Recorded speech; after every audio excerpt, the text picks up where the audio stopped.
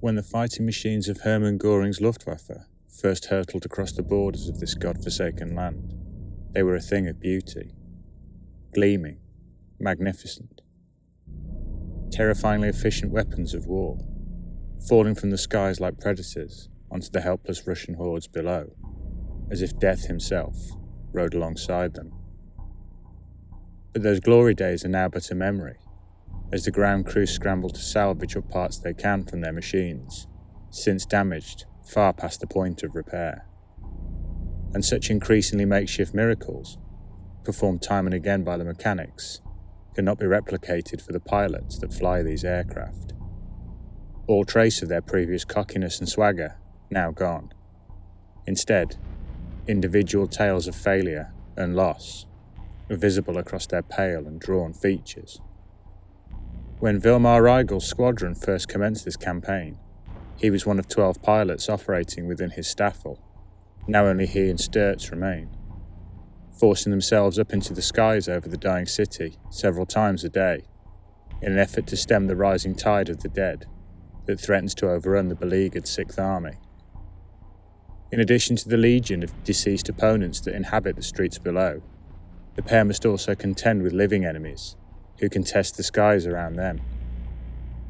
With the Soviet Air Force continue its ineffectual resistance against them, displaying a suicidal bravery the two German flyers have never before witnessed. Hauling himself up to his feet, starved of any effective amount of either food or sleep, Rigel once again follows his wingmen out to their waiting fighters, readying themselves to re-enter the ongoing spiral into madness which has consumed so many of their fellow flyers. It's long since become apparent to the wearied pilots of the Stuka dive bombers that their established tactics have little value during the ongoing efforts to turn the undead. The Jericho trumpet fitted directly to their fuselage, that has terrified armies the world over, causes no fear whatsoever to their opponents.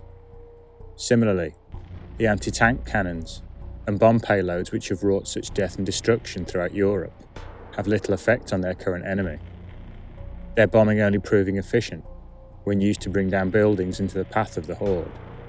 But after months of battle, there now remain precious few buildings left to topple. As the fighter bombers rally for yet another futile attack on the undead masses below, Rigel and Sturz dart back and forth around their flanks, striking the attacking enemy aircraft from the skies again and again, before going on to dispatch any Soviet pilots who've survived the attack. Such acts would once have been unthinkable to the German pilots, but they've lost too many of their kin now to risk allowing their counterparts to survive these encounters, machine gunning the survivors as they slowly descend back down to earth in their parachutes, denying them the opportunity to return to fight another day. Emerging victorious from just such a clash, Rigel now rights his aircraft, staring down for a few moments at the smoke as the previous bombing run clears. Many shattered corpses lie strewn around the blast craters that have now been created, but far more are rising back up to their feet to continue their remorseless advance. As the Stukas turn and head back to Potomnik, the two 109s linger until they've satisfied themselves their Soviet opponents have all been cowed, before they then follow on. This morning has been the first time in a month that Rigel has been able to sleep for more than 2 hours, but fate will once again prove to be a cruel mistress. Having twice failed to respond to the bell being sounded on the airstrip outside, he is finally shaken and slapped into action by his commanding officer. Pulling on his boots, beneath a verbal and physical tirade of abuse, he runs for his aircraft, lifting off in pursuit of Sturz with little inkling as to their mission. It's only once the pair are airborne they receive the order to intercept the lone Junkers Ju-52 and to escort it back to the airspace above the city at all costs.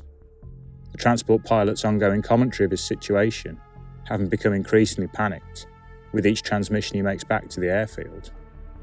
The dead have somehow made it aboard his aircraft, likely alongside the many severely wounded soldiers who had been loaded prior to takeoff. And now, slowly and relentlessly, their numbers increase as they consume those who lie helpless around them, overpowering the orderlies who've been treating them. The audible gunfire that can be heard in the background signifying the dead are on the verge of breaching the aircraft's cockpit. It's at the point the two Messerschmitt pilots receive the order to destroy the fleeing transport before it can travel any further out into the countryside. It comes as little surprise to Rigel that Sturz demands it is he that performs the act, as penance for his failure to wake up when he was ordered to do so. And so he lines up on the tail of the fleeing aircraft, barely thinking, caring even less, ignoring the desperate pleas for assistance from its pilot and opening fire. As the Junkers falls apart under his attack, he doesn't know if the bodies that fall from it are dead, or whatever it is that defeats death the Russians infected them with. It matters not. All that does matter is that the dead remain confined within the boundaries of this battlefield and can somehow be eventually defeated. Later that day, the young pilot finds himself once again sleepwalking towards his fighter, fatigue having left him very much resembling one of his undead opponents. Settling into his cockpit, he watches on mutely as the Stukas take off ahead of him, in far smaller numbers than they have on previous occasions. Minutes pass before Sturz and he then follow, informed that a herd of Sturmovix have been detected heading towards the German bombers. Even in their fatigued and disorientated state, the two Messerschmitt pilots have little difficulty in annihilating the Russian interceptors. The Soviet fighters themselves are heavy, poorly manoeuvrable, flown by pilots lacking in familiarity or experience. It's as the final attacker is still falling from the sky and the Stukas have turned away from their bombing run, the news comes over the radio. The railway station has fallen to the dead. Every unit that was stationed there has fallen, or worse, risen again, unsteadily to their feet. Even in his distracted state, the news hits Rigel like a hammer blow to the head. Sturz's brother and his unit have been holding that position for the last week. His desperate attempts to raise his wingman go unanswered, and he watches on as the 109 ponderously circles for a minute or two before suddenly coming about, swooping in low towards the city, cannon blazing violently, tearing chunks into the crowds of the undead that surround the train station, before the aircraft itself strikes the ground, the resultant eruption of heat and flame, disintegrating the hundreds of shuffling corpses it impacts amongst.